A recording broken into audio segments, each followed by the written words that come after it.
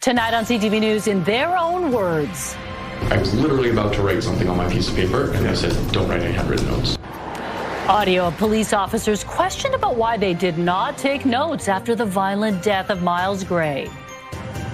Will the minister commit today to cancelling the gift card giveaway scheme?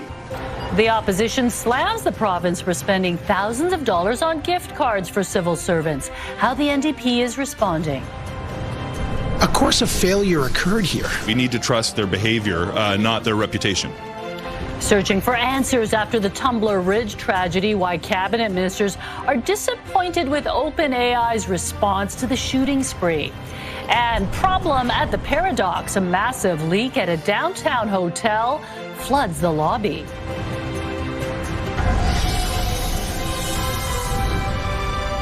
This is CTV News with me, Jung Lee.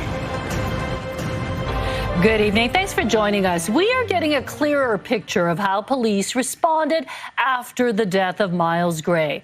A public hearing into the police beating played audio of officers explaining why they didn't write down notes even though they were just about to. CTV's Ben Milger has a story. When Vancouver police responded to a call about a disturbance in South Vancouver in August of 2015, they eventually encountered Miles Gray. The 33-year-old was in mental distress, and officers say he wanted to fight. He squared up to us and the fight was on. I was extremely scared at that point.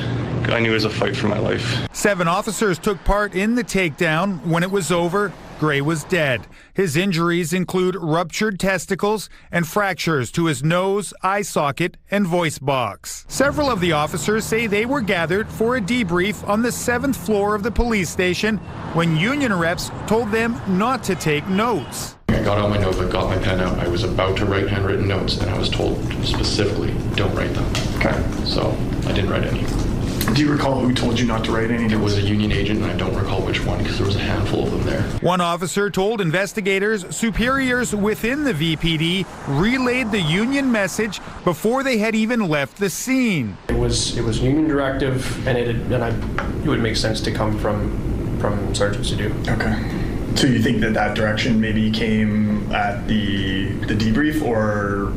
Oh, that came when I was in the ambulance. Police in Canada have a duty to record notes as soon as possible, and the Supreme Court has ruled that officers involved in serious incidents cannot consult with a lawyer before doing so. You have that duty, and if a union person is directing someone not to do it, that's of great concern because the public is going to lose the best evidence. Then Union President Tom Stamatakis is scheduled to take the stand on Monday. You mentioned that a union rep directed you not to take any notes.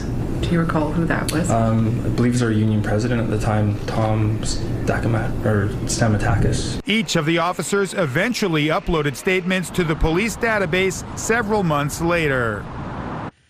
Ben joins us live now. Ben, are there any other issues with these police statements? Yes, there are, Mi Jung. Many of the officers say they typed the statements in Microsoft Word documents and then copied and pasted the text into the police system. That is not standard practice, and it means there is no record of when each file was actually created and whether it was changed before being submitted. Also, none of the officers could produce the original Word documents. Mi Jung? All right, thank you, Ben. A sentencing hearing is underway for a man who pleaded guilty in a drunk driving crash that killed a young woman in Burnaby nearly 3 years ago. As CTV's Dimitra Maragos reports, emotional victim impact statements were read in court. Friends and family of Abby Bickle giving emotional victim impact statements to a nearly full courtroom during the sentencing hearing of Colton Locklear. I am the personification of a parent's worst nightmare. And it's hard to think about losing your child. Amanda Bickle had the courtroom in tears talking about her daughter, 22-year-old Abby Bickle, who was killed instantly after being hit by a drunk driver in July of 2023. It is the worst pain imaginable. And when that grief comes in a sudden and violent and inexplicable manner, the trauma is just unfathomable. Beside Amanda on the stand, this photo of her daughter, Abby. The last photo Amanda has. Abby was an absolutely random victim. And I think what's most upsetting is that this could happen to any one of us at any time. 9 family members and friends made emotional statements detailing the impacts Abby's death had on their lives. We are so grateful for the people who will take the time to hear us, to see us, to not look away, to ask us about our children. It's what keeps them alive for us. Colton Lockyer, seen here at a previous court hearing, was behind the wheel of a Chevrolet Silverado pickup when it crashed into a Toyota Supra near Hastings and Willingdon. Lockyer admitted to a prior hit and run in Vancouver that same night. The Crown is asking for a 5-year sentence, while the defense is asking for 2 years plus 1 day. There is no justice because we can't get Abby back. It's not like having something stolen or something ruined or broken. She can't be just paid for and brought back. And therefore, there is no justice to be had. Bickle says her daughter's death was avoidable, and her message to the public is clear. This is not a tragic accident. This is a choice that people make. You know you are going to drink. Don't drive. There's lots of other options. It's that simple. The sentencing hearing is set to conclude later this week. The court will likely reserve decision on sentencing. Dimitri Mergo, CTV News, Vancouver.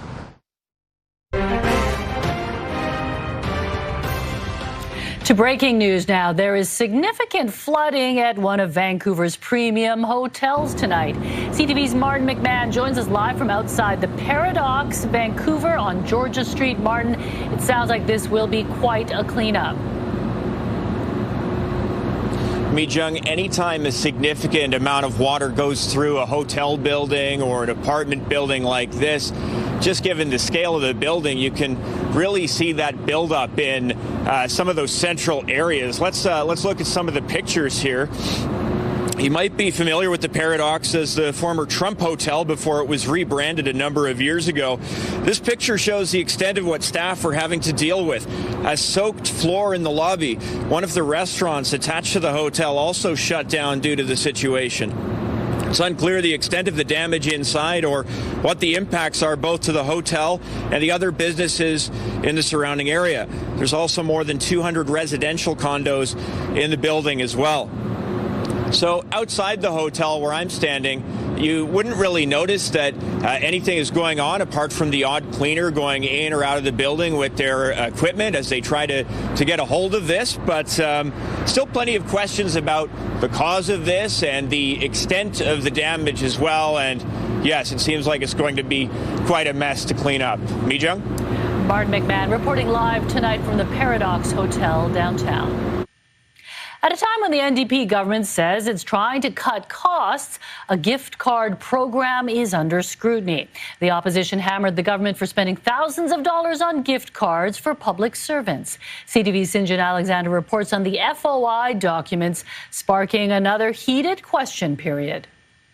Oral questions by members. A day after being scolded by the Speaker for what he called an embarrassing question period, for the most part, things were better Wednesday. Member. For the most part. Members, let's not repeat from what we did yesterday. Members, shh. It is the opposition's job to hold the government to account, and they had a whole lot of questions about gift cards. Will the minister commit today to cancelling the gift card giveaway scheme? Through a Freedom of Information request, it's been revealed the NDP government bought thousands of dollars worth with taxpayer money. And not just from your local coffee shop, but also from predominantly American companies like Amazon, Walmart, Starbucks, while the Premier touts a buy in BC policy. The finance minister explained they were purchased as small gifts to reward public service workers for a job well done, or for people who tested new government programs or websites as a thank you for volunteering their time. They could make more money elsewhere. It's reasonable for us to reward work of people who are serving British Columbians with such diligency. British Columbians are being told to tighten their belts. Why does the same discipline never apply to this government? Not buying it, the BC Conservatives pressed on, pointing to cuts in the budget and higher taxes. I think people at home would have preferred to get a $500 grocery gift card from this government, but that was withdrawn shortly after the election as well. The government says roughly 400 cards were bought. Most were under $50. Now, they may call them small perks, but the opposition wants the NDP to pay a political price. Sinjin Alexander, CTV News, Vancouver. The province is urging the federal government to pass Bill C-12, which they say would close gaps in the immigration system being exploited by extortion suspects. BC's Minister of Public Safety, Nina Krieger, says the bill would make it harder for criminals who are foreign nationals to seek refugee status to avoid being removed from the country. But the bill has faced criticism, with some in the legal community arguing the legislation would set up a two-tier asylum system with excessive executive powers. The province is also advocating for better newcomer orientation and is encouraging residents to share information with the newly formed Community Advisory Group on Extortion. Vancouver City Council has approved funding for a dedicated police training centre in the Woodwards building. As CTV's Isabella Zavarisi reports, some are raising questions as to whether it's the best location and an appropriate use of taxpayer dollars. The Vancouver Police Department is swiftly making its mark in Gastown's historic Woodwards building, a new headquarters for District 5 officers, a community policing centre, and now they want even more space with a designated training facility. On Wednesday, City Council approved $1.2 million in funding for it. We need a training facility. Also, that neighborhood is not stable right now, and anything we can do to stabilize that neighborhood. The motion was tabled by ABC Councillor Brian Montague, a former VPD officer. The current training academy at the JIBC is insufficient to meet the needs of police agencies across BC, not just Vancouver. The Justice Institute, which develops provincially approved municipal police recruit curriculum, says that's incorrect and that it does have capacity. In May, it will be increasing recruits to more than 400 per year. But Montague says that's not enough. 165 hard vacancies and 156 soft ones that we have to fill. Opposition councillors voted against the funding. We're wrestling with politics, really, instead of a decision that we can defend to taxpayers, because this is taxpayer money. The VPD and the city are eyeing the former London Drugs location in the Woodwards building. Some groups representing local businesses say they're not against a police training academy, but have concerns about the location. The former London Drugs site is a prime retail space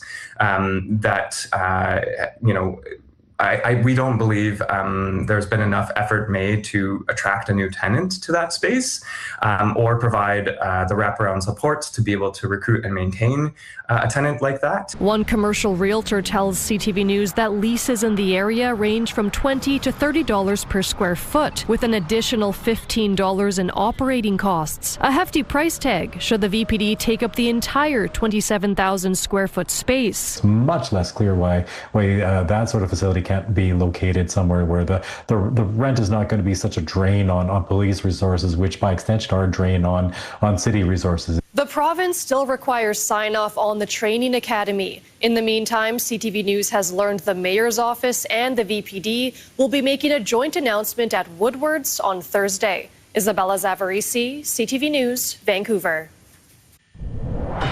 Should wheelchairs and scooters be allowed on bike lanes and roadways? Langley City Council seems to think so, with one councillor saying it's kind of the Wild West out there, with conflicts on sidewalks on the rise. The story in just a moment, but first, let's take a look outside down Robson Street. Clouds are starting to shift into the sky, a little warmer today, but the big story, Anne, of course, is on the Coquihalla Highway. Yeah, that's right. A couple of highway passes will see snowfall tonight right through until Friday for the Coquihalla Highway. 40 to 60 centimeters of snow is expected as a front moves its way through, and Highway 1 Eagles Pass to Rogers Pass through tomorrow night, 20 to 30 centimeters of snow. So make sure you do drive with caution if you're headed on either of those routes. Overnight tonight, it'll be a mild one, cloudy skies and 7 degrees, and we will see winds gusting to about 60 kilometers an hour into tomorrow.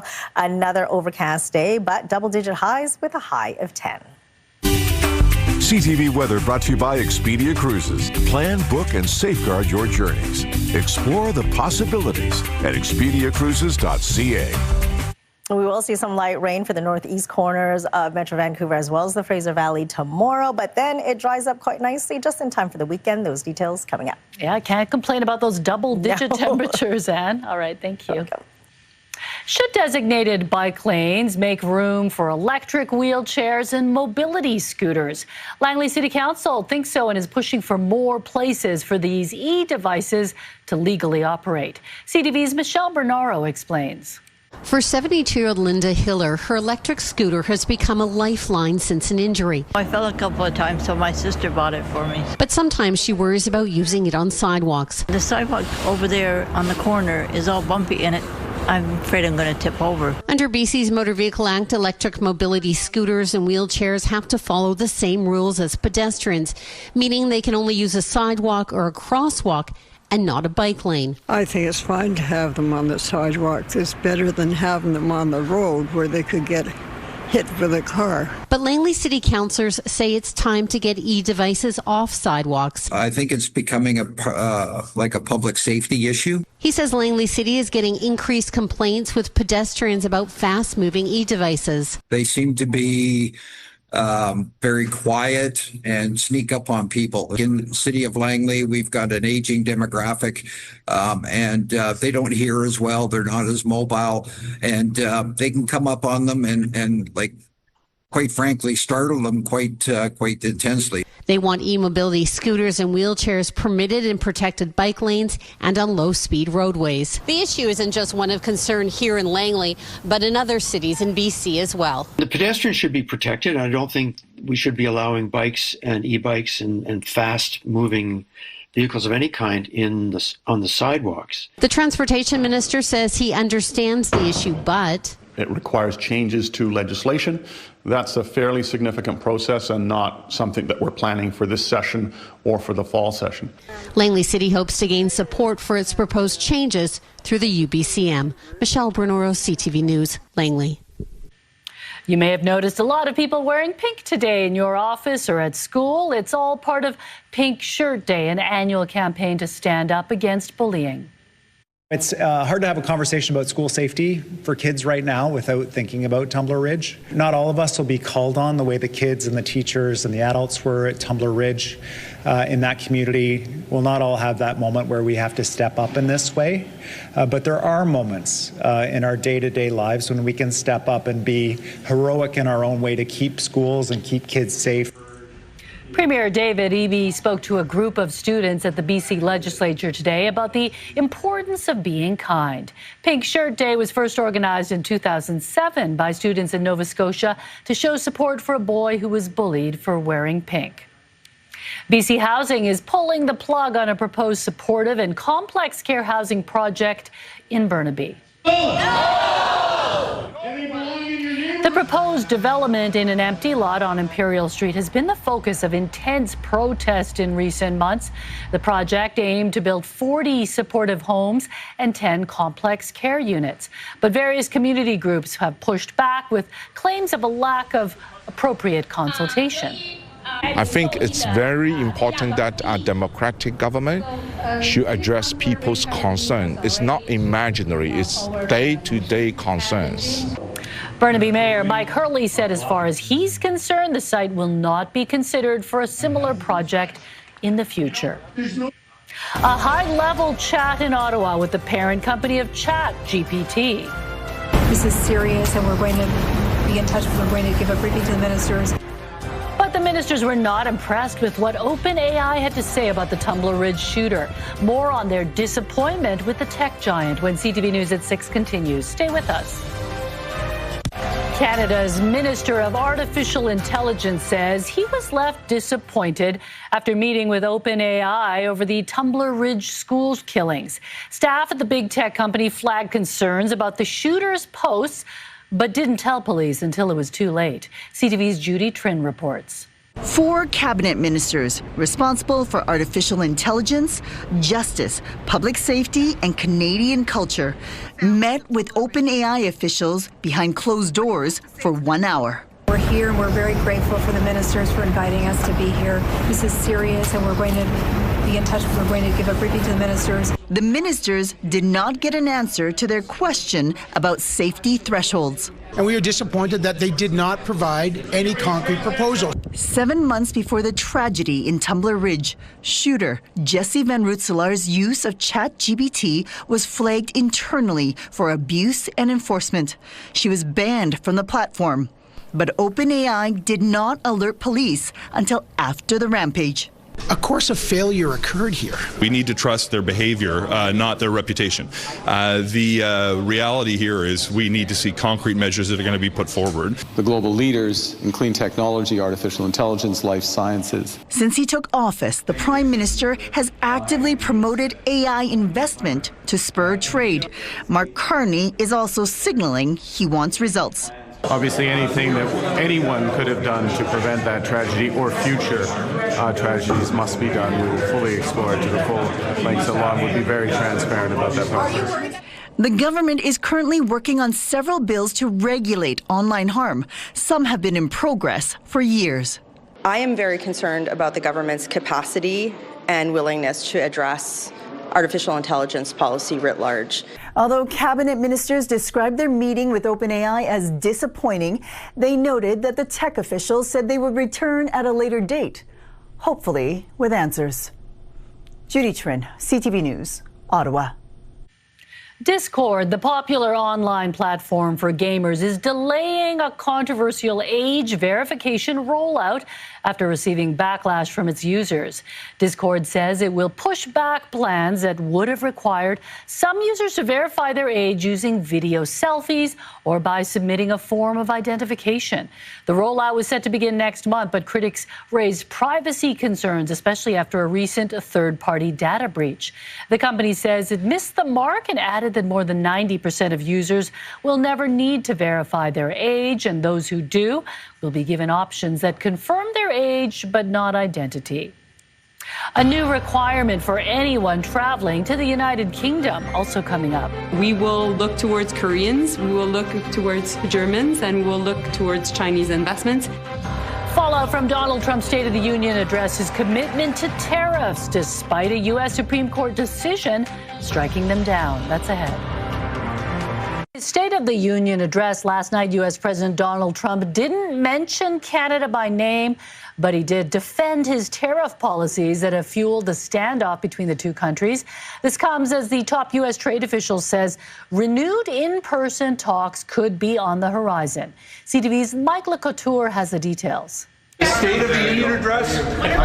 Prime Minister Mark Carney says he didn't watch the State of the Union address, but there are impacts for Canada.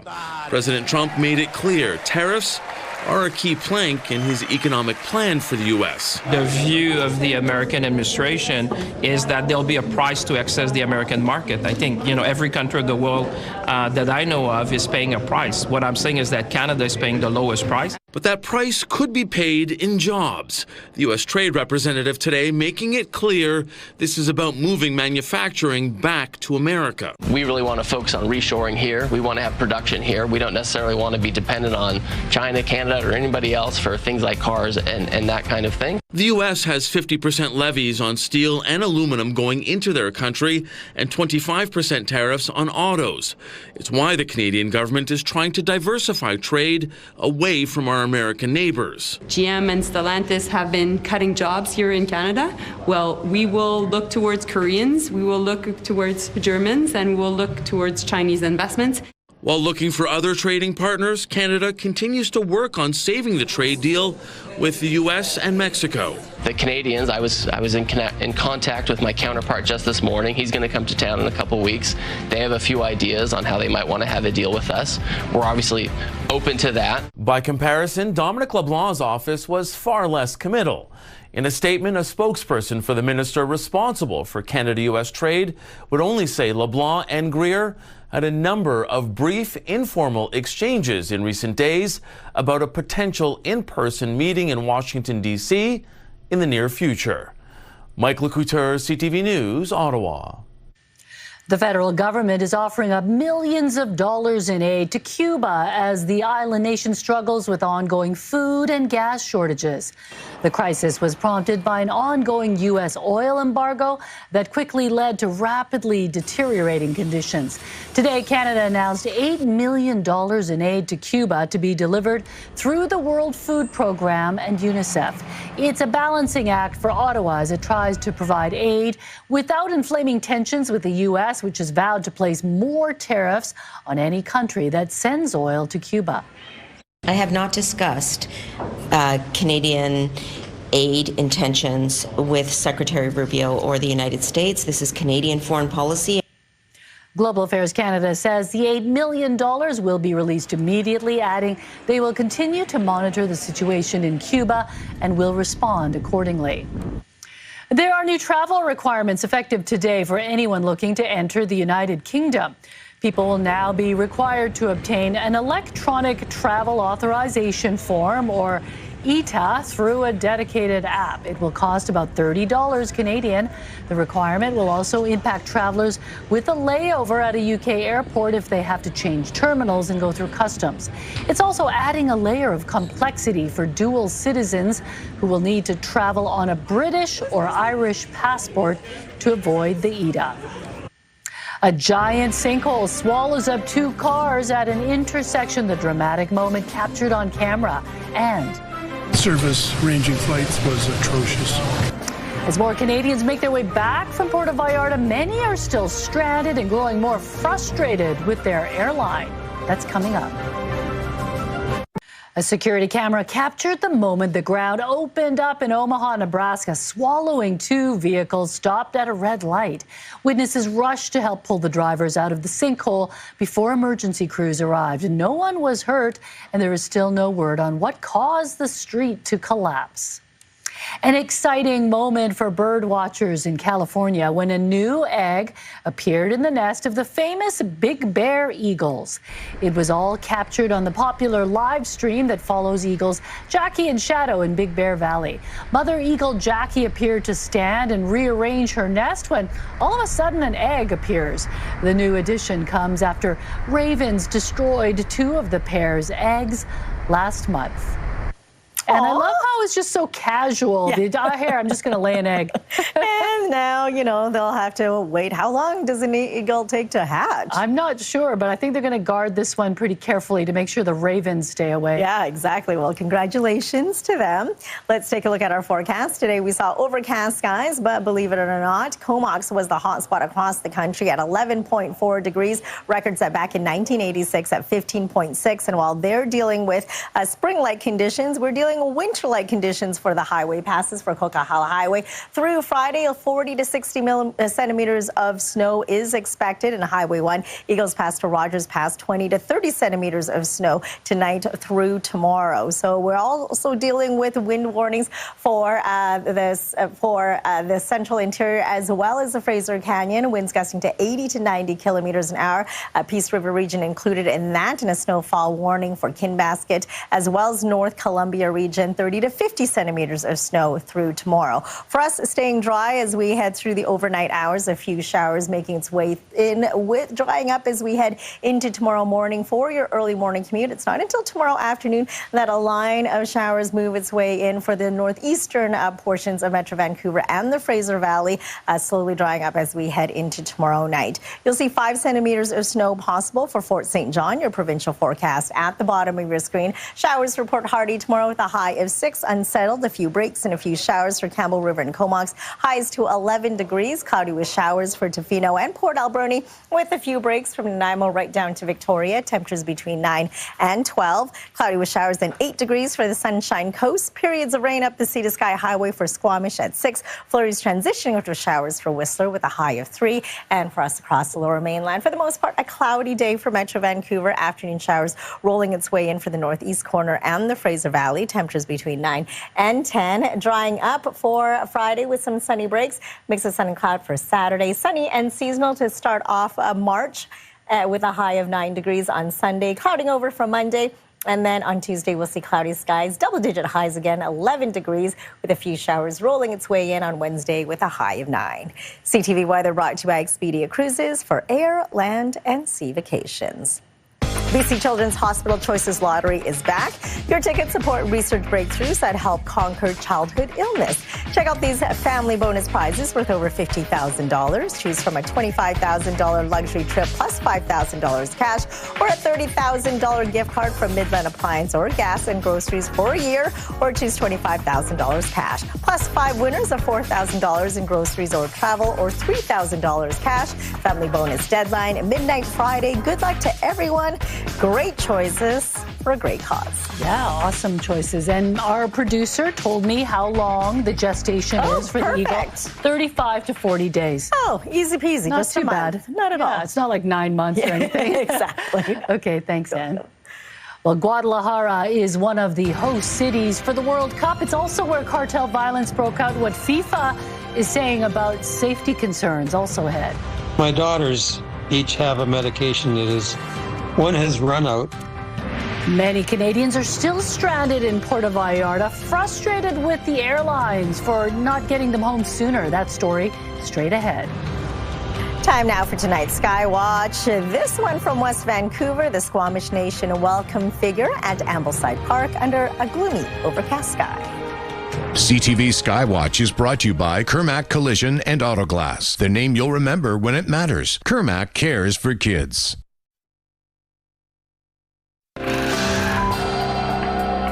Here's a look at the markets. The Canadian dollar was up slightly, trading for 73 cents against the American dollar. Oil was down 21 cents, closing the day at 65.42 cents. Gold gained nearly $50. The TSX and the Dow Jones ended the day higher. TSX was up 156 points. The Dow Jones up 307 points. Repatriation flights from Mexico are returning to Canada, but many Canadians are still stranded in Puerto Vallarta. As CTV's Tyson Fedor reports, it's now a waiting game for some to know when they'll be flying home. A beach vacation for Doug Bellamy and his daughters in Puerto Vallarta. But Sunday, cartel chaos in the Mexican city shut down the airport and all flights to and from the Jalisco region, including Bellamy's WestJet flight home. But my daughters each have a medication that is, one has run out and the other is, she got enough till the weekend. The hotel has compensated their stay until Friday this week for free. However, Bellamy still does not know when he will be able to return to his High River home. I just assumed that they would have an action plan and that they would send a plane down, because obviously there's lots of planes that available. The WestJet is willing to make money while we wait here, instead of taking care of somebody who's already given them money. According to the Canadian Transportation Agency, airlines are required to book passengers on the next available flight, including competitors, within 48 hours. Service ranging flights was atrocious. WestJet should be ashamed of themselves. You're also entitled to a reimbursement if you buy an airline ticket to get home. It's not the first time that WestJet is leaving people stranded when WestJet has an obligation to rebook passengers. Some travelers returned to Calgary Tuesday night and recount when the violence erupted. We were sitting having breakfast and the bombs started going off, and then the fires and the smoke and then the gunfire. But it has not deterred everyone from returning to the country in the future. It didn't feel unsafe at any point. I saw stories, people saying it was like apocalyptic and war zone, and it was not that feeling. I was golfing that day at the golf course, and then there was no taxis and no buses. So I had to leave my golf clubs at the golf course, and the golf course was closed for the next 2 days. So my clubs are still in Mexico. WestJet says it's added 12 additional flights from Puerto Vallarta and will review all expense submissions incurred. Tyson Fedor, CTV News, Calgary.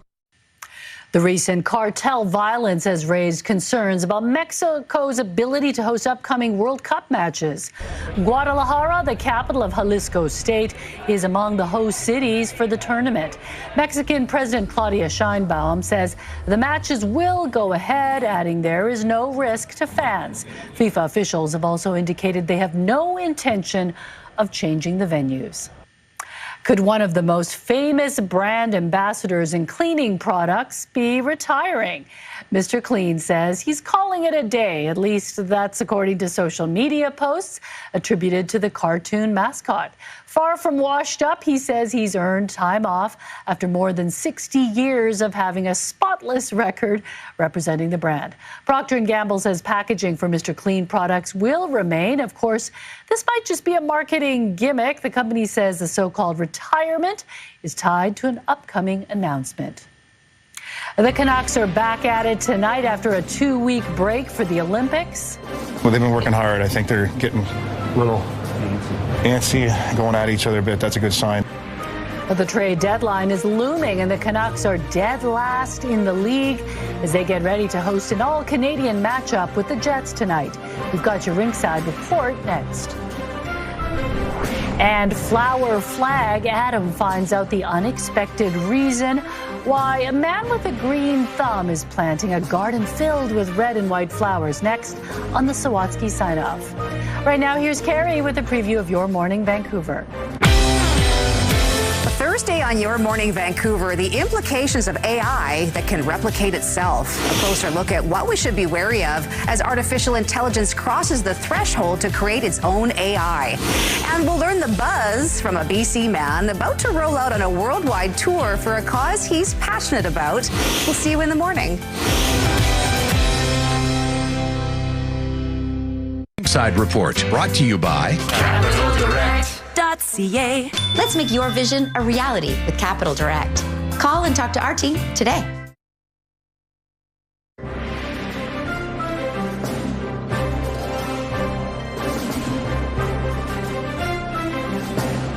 The Olympic break is over and NHL hockey is back. The Winnipeg Jets make their second visit of the season tonight, but this time they're in town to play a team that sits at the very bottom of the NHL standings. As CTV's Kevin Chirac reports, all eyes will be on team management in the days ahead with the trade deadline looming. Here's this week's Rinkside Report.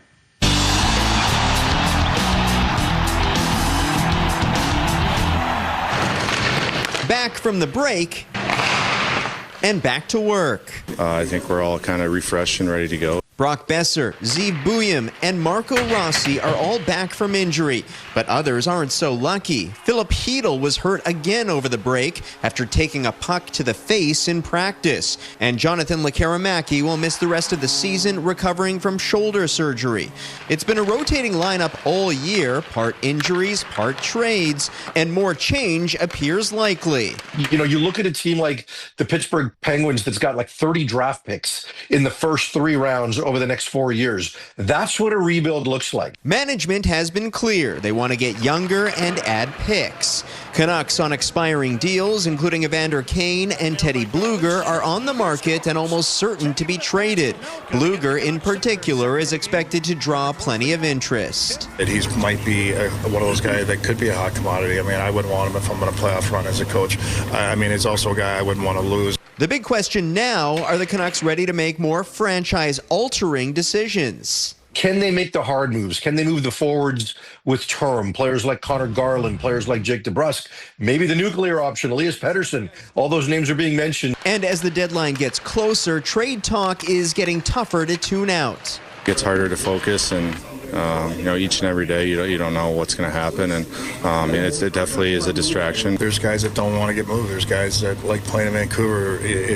Everyone wants to be wanted, and sometimes it's not even about that. But I know as a player, it's in the back of your mind. The NHL trade deadline is March 6th, just over a week away. Kevin Chirac, CTV News, Vancouver.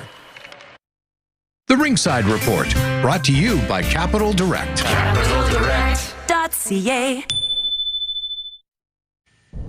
We're getting a clearer picture of just how badly Sidney Crosby was injured during the Winter Olympics. Crosby has been placed on injured reserve by the Pittsburgh Penguins with a lower body injury. That means he'll miss at least a month. Crosby was injured in Canada's quarterfinal win versus Czechia and missed the rest of the tournament. Yeah, and the team definitely did miss him. He must have been so frustrated when that happened. Okay, it's time for Homeward Bound, our weekly segment where we introduce you to furry friends friends from local rescues who are looking for their forever home. Yes, and here are some pets now available to adopt from the BC SPCA.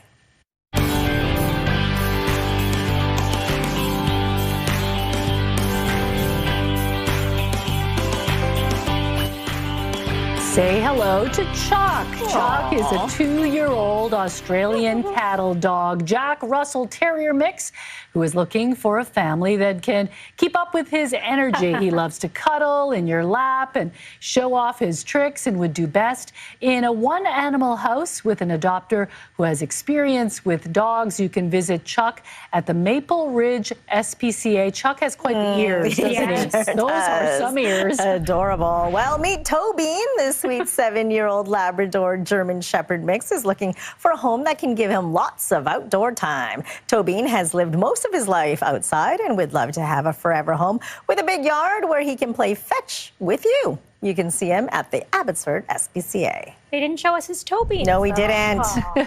And this senior cat is Huey Lewis. He is a 12-year-old with a lot of energy and still a whole lot of love left to give. Huey Lewis loves to play and spend time with his humans and would do best in a home without kids or other pets. He wants you all to himself. Aww. If you're interested in seeing Huey Lewis, he's located at the Vancouver SPCA. Orange one's always got the spot, too. So adorable. He's very photogenic. He sure is. And for more information, you can head to adopt.spca.bc.ca. Okay, and just before we get to the Sawatsky sign-off, Lauren, what's coming up tonight on the late news? Mijung, another warning from Avalanche Canada tonight as after yet another fatal slide in our province. It is the third deadly avalanche in the past week in BC. RCMP say a snowboarder was killed in the Sea to Sky region. We'll have more on what exactly unfolded and the concerning conditions in the backcountry. Mich? Okay, thanks a lot, Lauren. Well, one man's idea for a little garden in Victoria has bloomed into something much bigger. His mission to spread joy led him to plant a message outside his home that is both patriotic and political. Adam explains in tonight's Encore Sawatsky sign-off.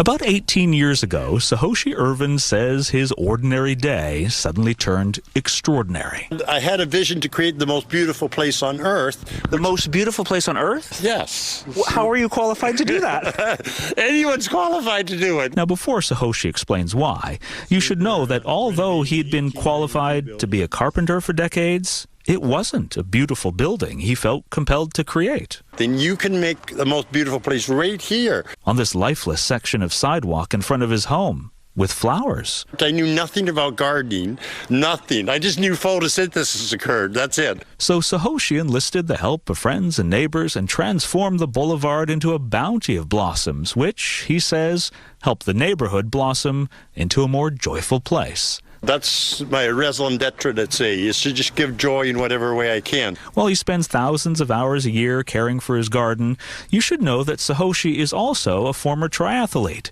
who says he's run across Canada and cycled across 48 states. I don't get political about it, but we want to stay as Canada. It's not a 51st state. So, while he waits for thousands of bulbs to bloom here, Sahoshi's expanded his garden to the other side of the sidewalk and arranged hundreds of flowers to form our flag, to cultivate gratitude for here and counter any conflict with elsewhere. You don't want to have war, you don't want to fight when you're filled with joy.